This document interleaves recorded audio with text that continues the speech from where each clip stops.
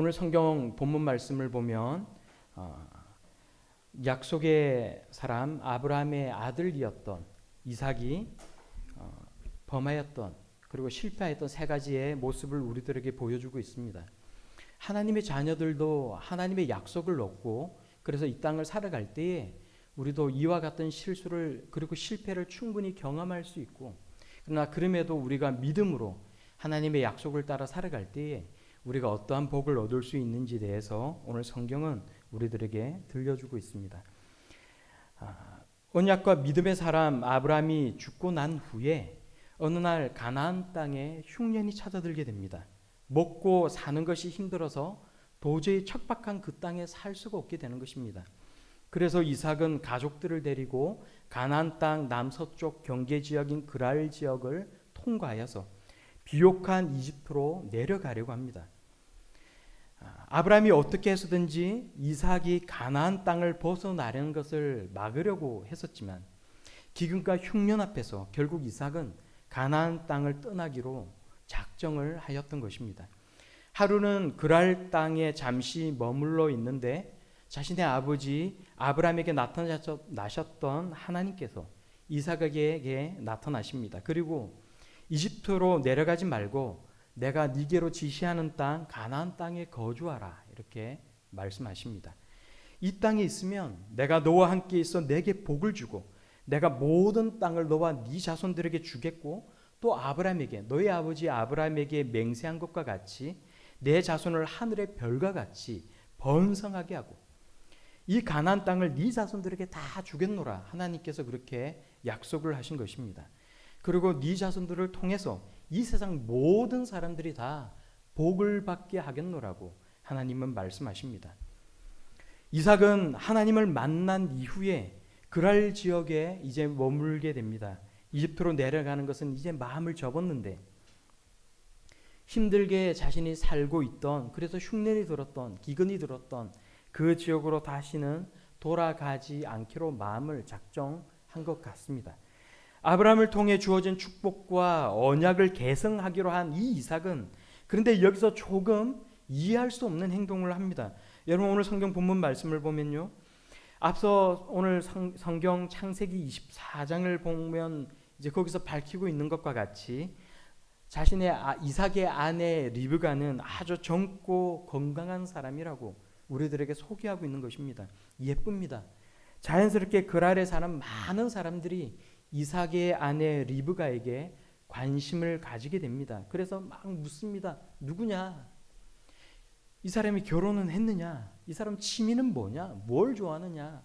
계속해서 뭔가 관심을 가지고 접근을 하게 되는 것입니다. 그런데 이삭이 그냥 이 리브가는 내 아내라고 이야기를 하면 되는데 말을 못하는 겁니다. 사실을 얘기하면 자신이 죽게 될까 봐 두려운 거예요. 그래서 이삭은 거짓말을 하게 됩니다. 이 여자는 리브가라는 사람이고 내 여동생이라고 소개를 하는 거예요. 그래서 관심이 있으면 한번 만나봐라 이렇게 얘기를 했던 것 같습니다. 어느 정도 여독도 풀리고 재정비가 되었으면 이제 다시 가나안 땅을 향해서 올라가도 될 만한데 우리가 오늘 성경 우리가 보신 이 본문 앞부분에 8절에 보면 이삭이 그랄에 오래 거주하였다라고 우리들에게 설명해 주고 있습니다. 그랄에 오래 거주하면서 이삭은 사람들에게 리브가가 자신의 여동생이라고 계속해서 거짓말을 하게 되고 그 지역에 사는 블레셋 사람들은 어떻게 하면 리브가와 만날 수 있을까? 교제를 해볼 수 있을까? 결혼을 해볼 수 있을까? 궁리를 하는 사실은 그렇게 유쾌하지 못한 상황이 벌어지고 있는 것입니다. 이미 거짓말은 했고 죽을까봐 이제 또 사실은 얘기하지는 못하겠고 거짓말은 계속해서 거짓말을 만들어내게 되는 거짓말을 만들어내기 마련 아닙니까? 그리고 어느 날 진실이 밝혀지게 되면 온갖 망신을 다 당하게 되는 것입니다.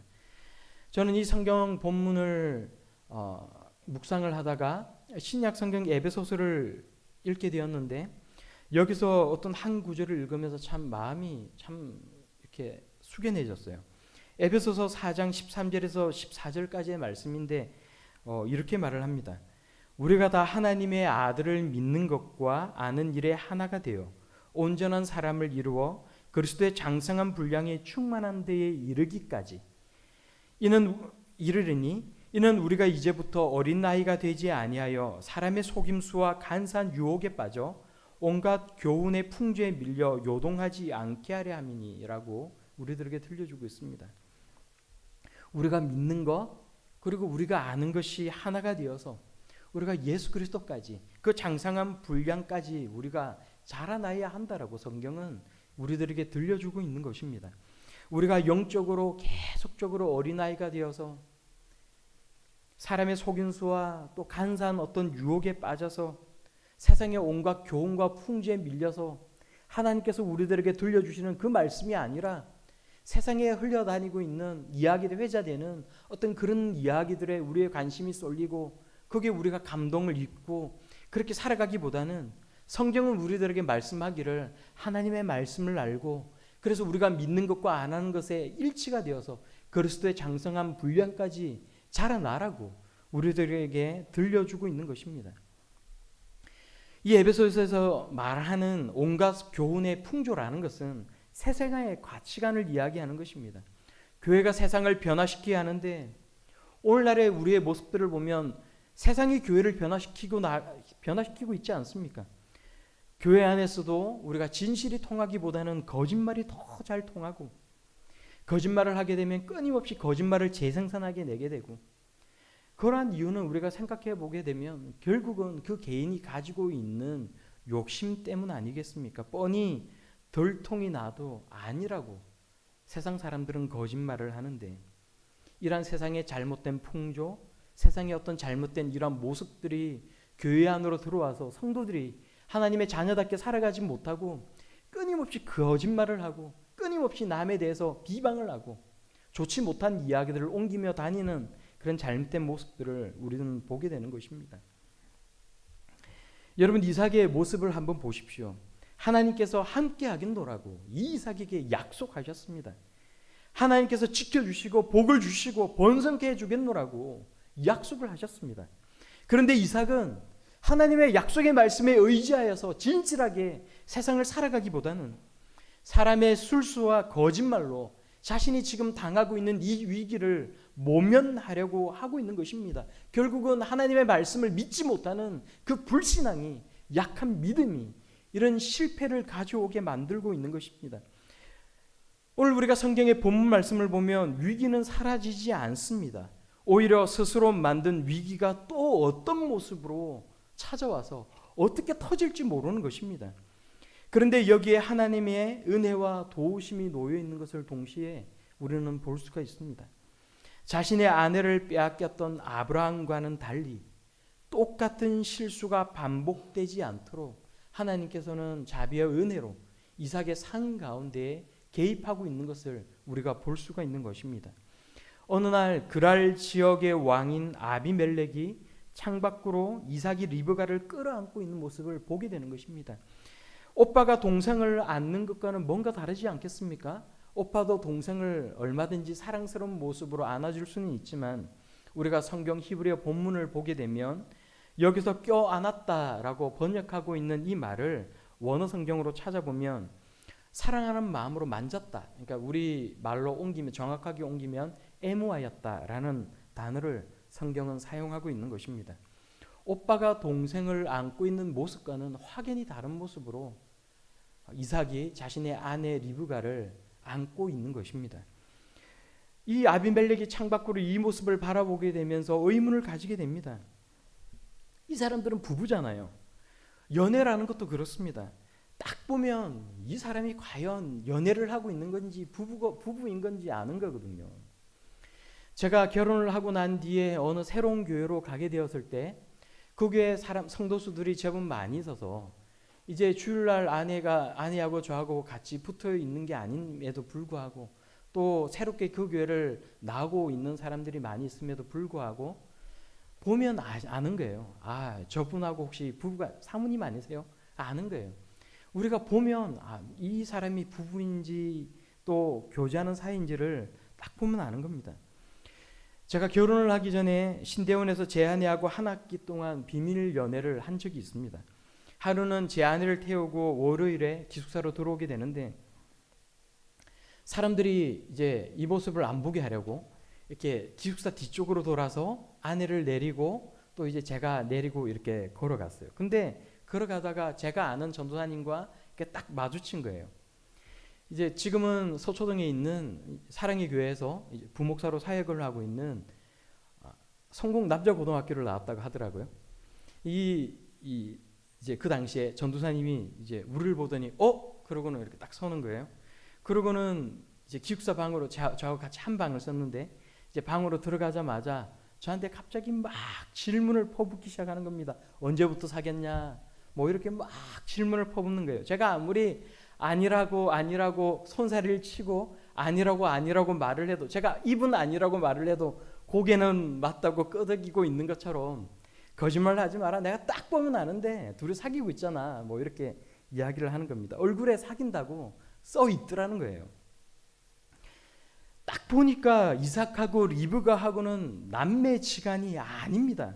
한눈에 이 둘이 결혼한 사이라는 것을 딱 보면 아는 거예요. 그래서 이 아비멜렉이 이삭을 불러서 묻습니다. 네가 어찌하여 우리에게 이렇게 행하였느냐?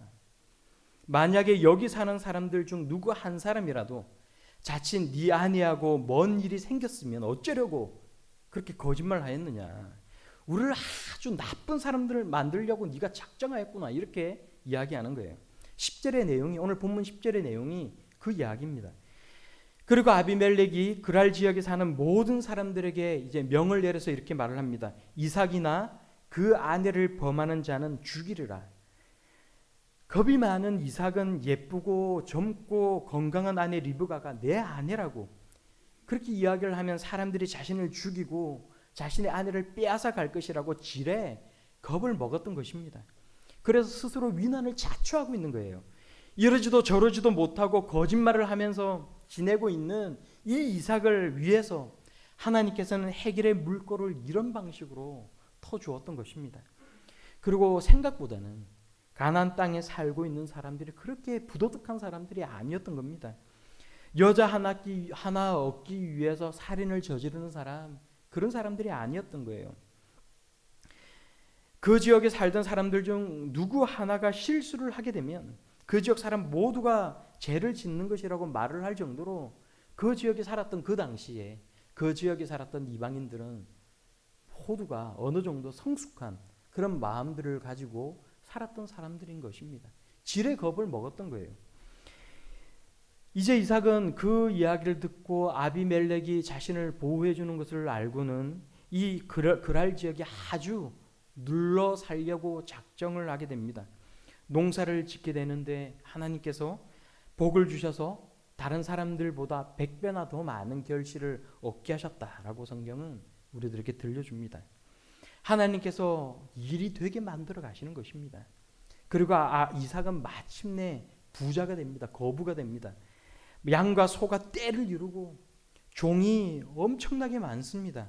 어디서 굴러 들어온 이삭이라는 사람이 큰 흉년이 들어서 이 먹고 살기 힘든 틈을 타서 아주 이 지역에서 부자가 된 것입니다. 그런데요, 늘 이런 일이 있으면 사람들이 질투하고 시기하는 거예요. 그 지역에 사는 블레셋 사람들이 이삭을 시기하고 질투하기 시작합니다. 그리고 스스로 안 떠날 수 없도록 만드는 거예요. 그랄 지역은 이삭의 아버지 아브라함도 살았던 지역 아닙니까? 아브라함 때에 아브라함과 그 종들이 파놓은 우물이 있었는데 그 우물의 소유는 당연히 아브라함과 아브라함의 아들인 이삭의 것인 겁니다. 물이 없으면 살 수 없는 아주 척박한 땅인데 그 광야지대에서 우물을 파서 이제 그 우물이 이삭의 소유고 그래서 부자가 된 이삭이 그 우물을 이용해서 양을 먹이고 소를 먹이고 가축을 먹이고 사람들이 먹으면서 그렇게 살아가면 되는 것인데 오늘 성경 우리가 본문을 보니까 이 블레셋 사람들이 어떻게 했다고 이야기를 합니까? 그 우물을 흙으로 다 메워버렸다라고 이야기합니다. 이삭이 그곳에 가서 부자가 되었는데 그렇게 잘 사는 모습들을 보니 이 땅에 살고 있었던 이 블레셋 사람들이 이것을 용납하기가 쉽지가 않은 거예요. 시기가 나고 질투가 나는 것입니다. 우리가 하나님의 약속을 얻고 살아갈 때에 하나님께서 축복해 주셨어요. 우리가 성공을 거두고 잘 살아갑니다. 그런데 하나님께서 축복해 주셨음에도 불구하고 실패할 수가 있습니다. 하나님께서 약속을 하시고 내가 너로 하여금 번성하게 하겠노라고 약속하게 하셨음에도 불구하고 이것이 실패하고 망가질 수가 있는 것입니다. 성경을 보니까 그래요. 왜 그렇습니까? 사람들이 개입하는 거예요. 악한 마음을 가진 사람들이, 시기한 사람들이, 질투한 사람들이 와서 다 망가뜨려 놓는 것입니다. 나쁜 소문을 퍼뜨리고 저 사람은 나쁜 사람이라고 아주 부도덕한 방법으로 부를 축적하였다고 거짓말을 하는 거예요. 그리고 모든 것을 망가뜨려 놓는 것입니다. 이삭의 모습을 보니까 이런 험한 일을 당하고도 그랄 땅을 떠나지 못합니다. 미련을 버리지 못하고 있는 거예요. 약속의 땅 가나안으로 돌아가야 함에도 불구하고 이곳에서 부자가 되었으니 미련을 버리지 못하고 계속 그곳에 머물고자 하는 것입니다. 그래서 기회가 되면 다시 그랄 마을로 돌아가겠다라는 생각을 하게 됩니다. 그리고 골짜기에도 우물을 파서 이삭과 자신의 가족들, 종들, 가축들이 물을 마실 수 있도록 좋은 환경을 만들려고 또 노력을 합니다. 그런데요, 그랄 지역의 목자들이 또 이것을 가만히 내버려 두지 않는 것입니다. 너는 굴러 들어온 돌이고 우리는 박힌 돌인데 여기는 우리 땅인데 네 것이 아니라고 이야기를 하는 거예요. 나가라고 이야기하는 거예요. 이삭은 힘이 없어요. 자칫 저항을 했다가는 그랄 사람들이 몰려와서 자신의 가족들을 다 죽여버릴 수도 있고 또 다른 위험에 빠질 수도 있는 것입니다. 그러므로 이삭은 그 우물의 이름을 에색, 즉 다툼이라고 이름을 짓고는 포기해버리고 떠나버립니다. 또 다른 우물을 파요. 근데 또 이번에도 그랄 목자들이 또 나타나서는 똑같은 말을 되풀이하고는 이곳을 빼앗아 버립니다. 그래서 이삭은 이번에도 그 우물의 이름을 신나, 즉 다시 말해서 대적함이라고 이름을 짓고는 포기해버리고 맙니다. 신나라는 말은 사탄이라는 말과 어원이 동일한 말입니다. 다툼이라는 말이 우리가 마귀라고 이야기하는 이 사탄과 동일한 어원을 가지고 있는 거예요. 우리를 아프게 하고 우리를 힘들게 하고 억울하게 만드는 사람들이 있습니다. 육의 눈으로 보면 그냥 사람이 이런 일들을 벌이고 있지만 영의 눈으로 우리가 바라보게 되면 우리가 하나님 앞으로 간절히 나아가 기도하게 되면 우리의 영의 눈을 열어주시고 이 일이 단순히 사람으로부터 비롯된 것이 아니라 악한 사탄으로부터 온 것이라는 것을 우리들에게 하나님께서 보여주실 때가 있습니다. 마귀 사탄이 와서 나를 대적하고 쓰러뜨리기 위해서 괴롭히는 일들이 있을 수가 있다는 것입니다. 하나님께서 약속하신 축복의 사람임에도 불구하고 하나님께서 축복해 주셨고 번성케 만들어 주셨음에도 불구하고 사탄이 와서 모든 것을 망가뜨릴 수가 있는 거예요. 자, 오늘 여러분 보시면 세 가지 일이 있잖아요. 하나님께 약속을 받았습니다. 번성케 하겠노라고, 성공케 해주겠노라고, 부자가 되게 해주겠노라고 하나님께서 약속하셨어요. 이삭이 믿지 못해요. 실패를 맛봅니다. 사람들이 와서 망가뜨립니다. 그래서 또 한 번의 실패를 맛봐요. 이번에는 사탄 마귀가 와서 망가뜨리는 거예요. 에베소서 6장 12절의 말씀을 보면 우리의 씨름은 혈과 육에 대한 것이 아니요 정사와 권세와 이 어둠의 세상 주관자들과 하늘에 있는 악의 영들에 대함이라고 우리들에게 말씀하고 있습니다.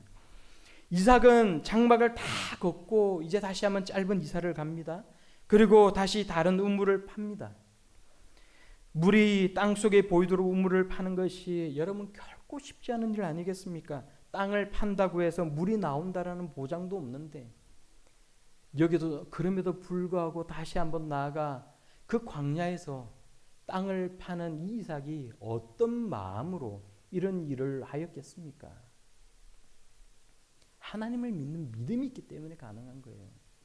하나님께서 나에게 축복을 해주겠나라고 약속하셨으므로 그 약속의 말씀을 믿고 우물을 파고 있는 것입니다.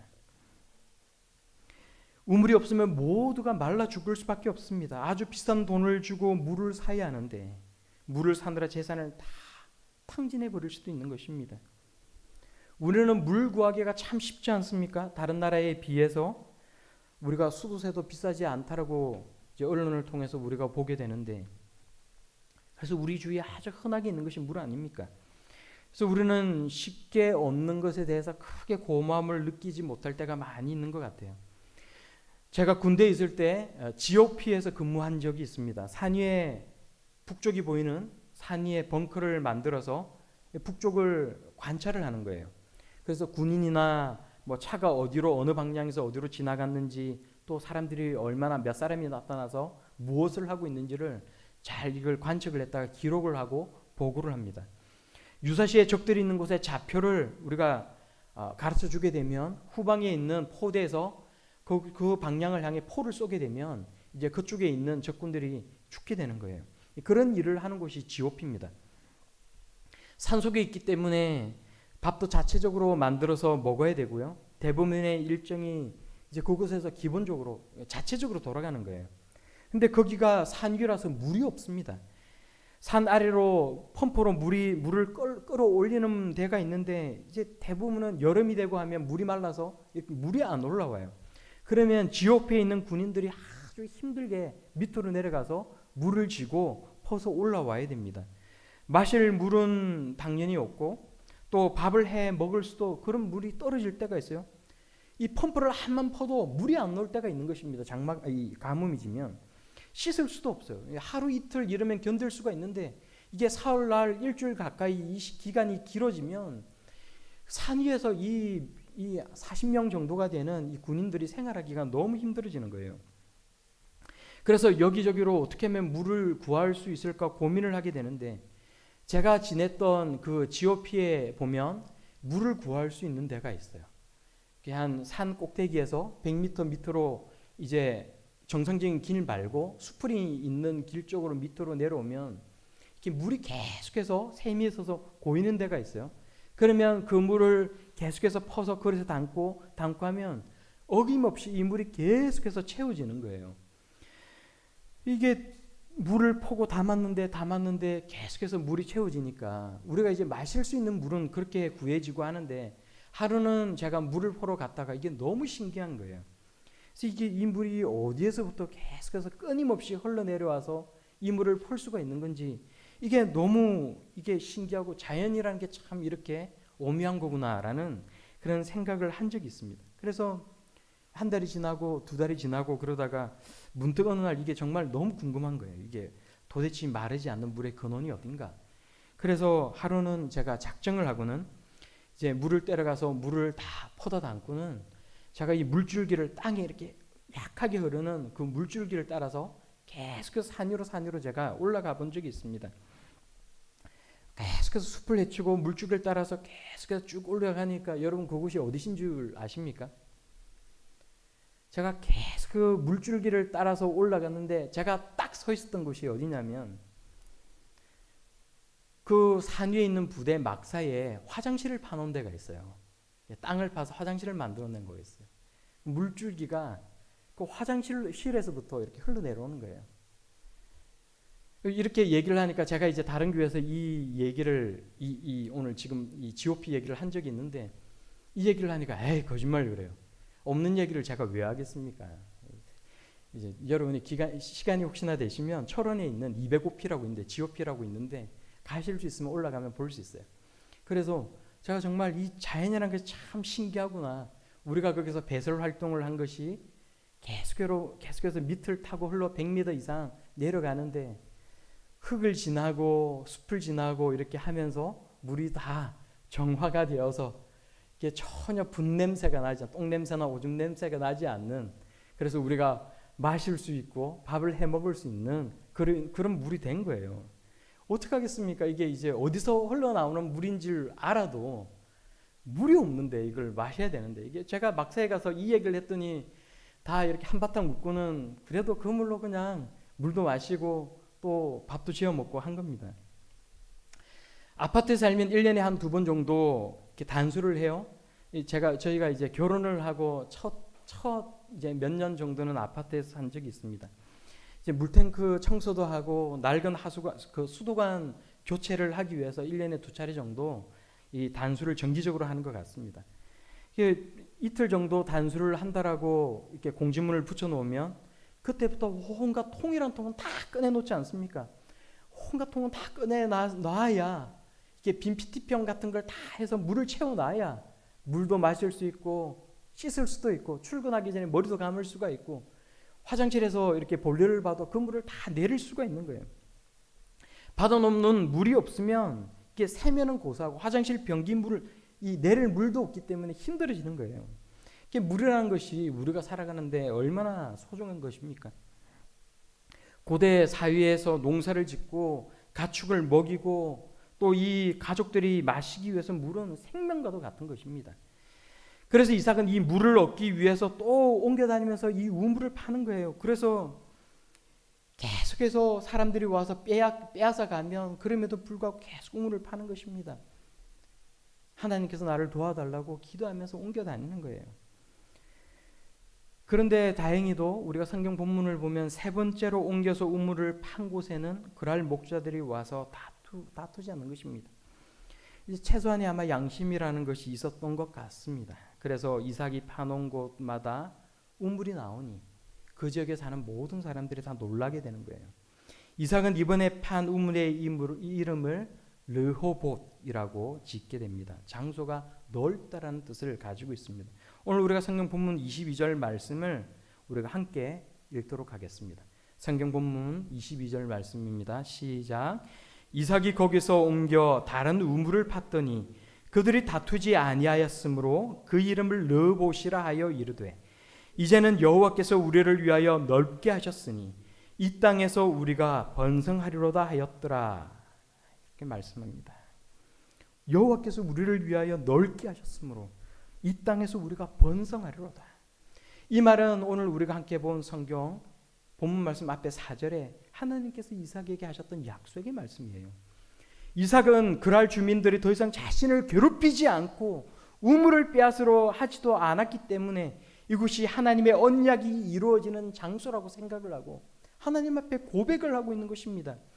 우리가 하나님의 생각을 다 할 수가 없습니다. 나에게 주신 약속의 성취가 바로 오늘 있을지 이곳에서 이루어질지 수년이 지나야만 이루어질 수 있을지에 대해서 우리는 알 수가 없어요. 우리의 생각과 하나님의 생각은 다를 수가 있습니다. 우리가 이것을 인정해야 돼요. 그러나 우리에게 정말로 중요한 것이 하나 있습니다.